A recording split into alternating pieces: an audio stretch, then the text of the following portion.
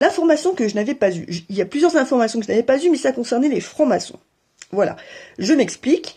Juan Branco, lors d'une interview de Sud Radio, a dit que il n'y avait pas d'implication d'un complot entre guillemets maçonnique derrière ce qui arrive contre les Gilets jaunes, derrière ce qui arrive à la tête de l'État, derrière ce qui arrive avec Emmanuel Macron, etc. Je m'inscris en faux vis-à-vis de ça. Voilà. À partir du moment où Juan Branco nie l'existence de l'implication extrêmement forte des francs-maçons dans ce qui se passe, je lui retire mon soutien. Voilà. C'est tout. C'est clair, net et précis.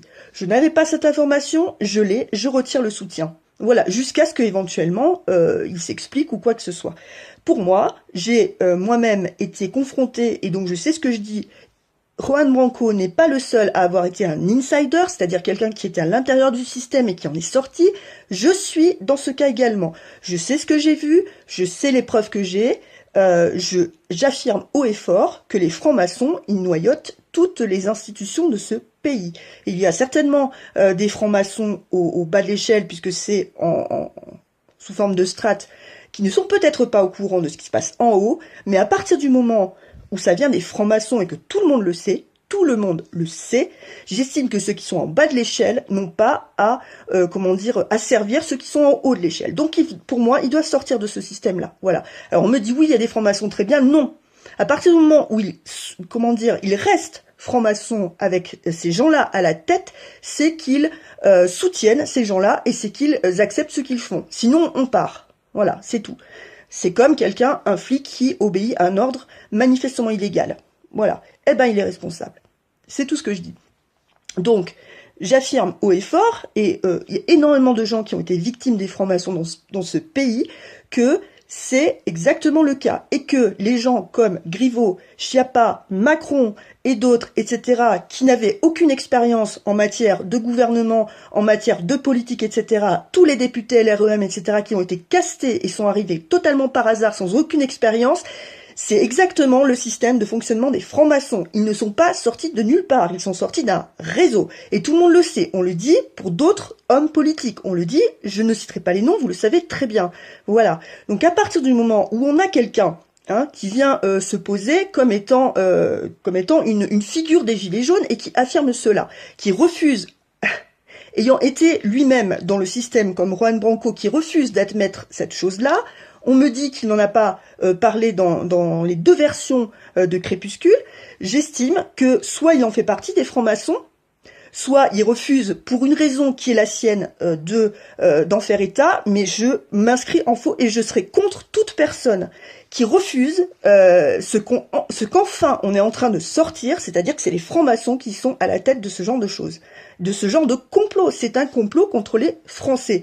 Je suis désolée, on le voit tous les jours. On le voit tous les jours. Dans tous leurs actes, ils sont en train de piller les richesses de la France. Ils ont pris le pouvoir, voilà. Et à la cour d'appel d'Aix-en-Provence, c'est déjà le cas. Moi, je suis désolée, je me suis emplafonnée avec des francs-maçons. Je le dis haut et fort. Voilà. Donc, qu'il s'explique là-dessus, Juan Branco, et peut-être on pourra discuter. Mais à partir du moment où il refuse d'admettre cela et voir qu'il le nie, je suis désolée, ce n'est pas acceptable. Voilà. Alors, avoir ce genre d'opinions différentes sur quelqu'un comme ça crée un flot d'insultes, ou alors, voilà, enfin, je ne reçois pas que des critiques négatives, mais je me demande en quoi les gens ont le droit de juger une opinion à partir du moment où je n'insulte pas Juan Branco, voilà, j'estime que ce qu'il dit est faux, voilà. J'estime que ce qu'il dit est faux et je l'affirme haut et fort, je n'ai pas peur de le dire. Ensuite, Juan Branco, voilà, il est ce qu'il est. Il se pose en nouveau leader des Gilets jaunes. C'est clair, net et précis. Je veux dire, c'était comment il s'appelle, Maxime Nicole, qui était un petit peu en avant. Maintenant, c'est son avocat à Maxime Nicole, donc Juan Branco, qui prend sa place. Un petit peu comme ça. Je trouve ça un petit peu bizarre. Ce jeune homme, il est jeune, il a 29 ans.